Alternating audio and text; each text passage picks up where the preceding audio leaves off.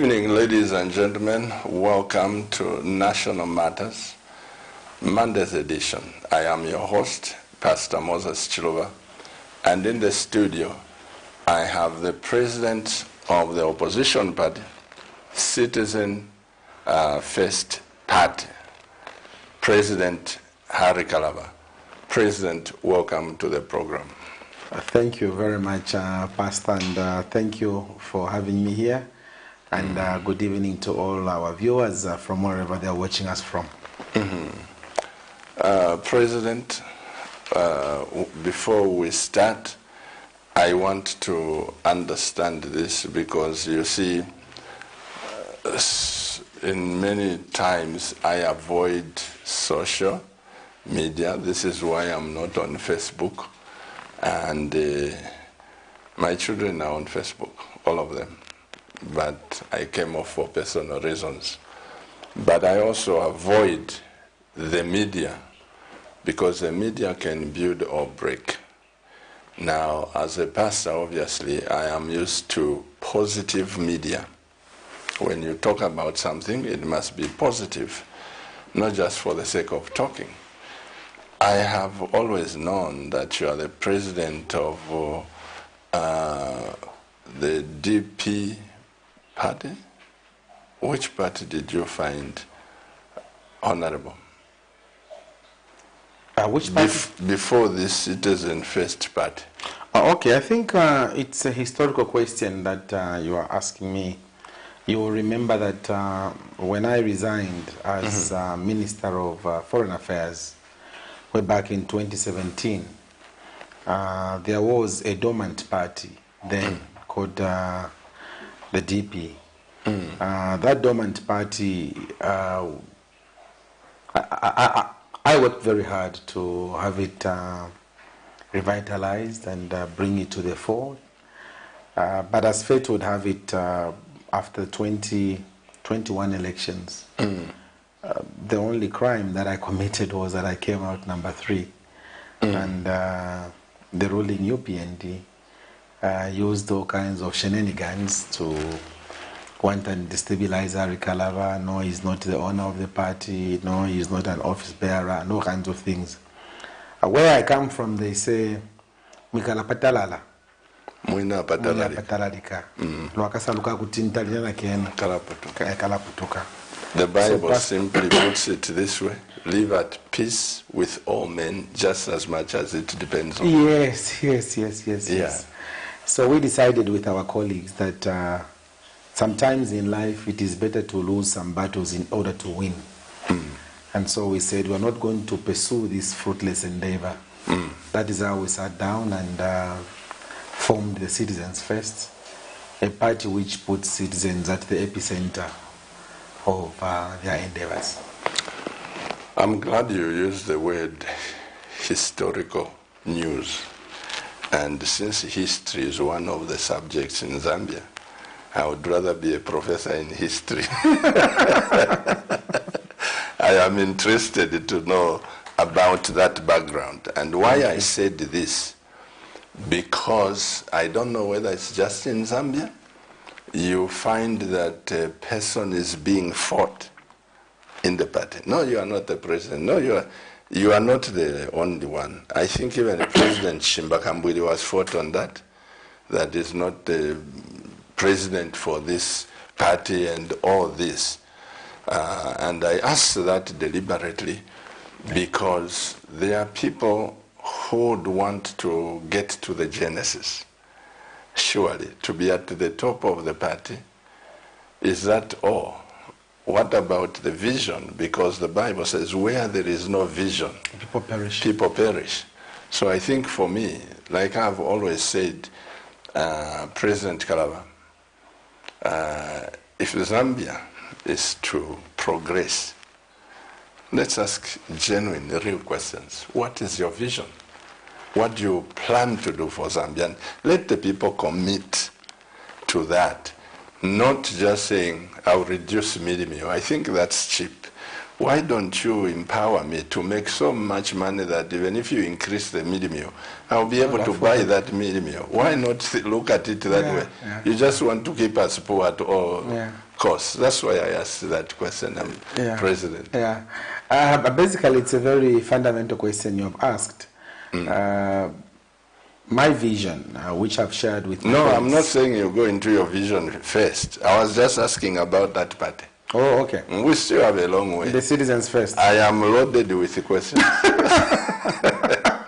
I was just saying that people should learn to ask what's your vision, not fighting to be the president of the party. No, exactly. I know you are right, I pick it. You are right. I think more often than not, that is the mishap we have in our politics. We think that to lead is easy, and that once I'm called president, and then you are president, then what?